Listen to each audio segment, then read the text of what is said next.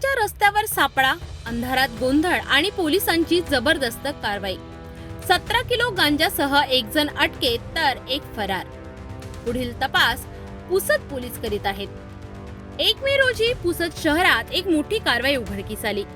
दिग्रस ते काळी दौलत रस्त्यावर उपविभागीय पोलीस अधिकारी पथक क्रमांक 1 चे गांजाची तस्करी करणाऱ्या दोघांवर सापळा रचला। या कारवाई दरम्यान पोलिसांनी संतोष गुलाब जाधव वय वर्ष 50 राहणार चिचपात्र तालुका दिग्रस याला ताब्यात घेतलं, तर दुसरा इसम बडीराज वसराम राठोड वय वर्ष 37 राहणार सातघरी तालुका महागाव अंधाराचा फायदा घेत पळून गेला।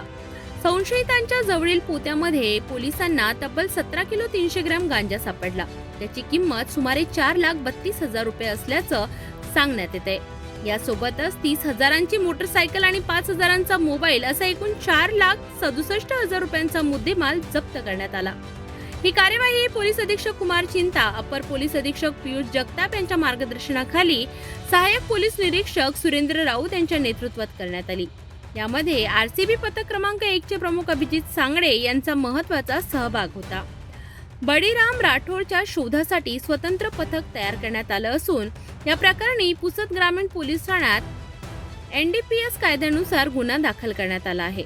पोलिसांनी जनतेला आवाहन केलं आहे की अशा अवैध मादक पदार्थांबाबत माहिती असल्यास पोलिसांना कळवावी, त्यांची ओळख गुप्त ठेवण्यात येईल। पुसद परिसरात गांजाची तस्करी करणाऱ्यांवर पोलिसांनी टाकलेला सापळा यशस्वी ठरला आहे। एक जण अटकेत असून दुसऱ्याच्या शोधासाठी जोरदार प्रयत्न सुरू आहेत। शहरात अशा अवैध कारवायांवर पोलिसांची नजर असून नागरिकांनी देखील सहकार्य करण्याचं आवाहन करण्यात आलं आहे।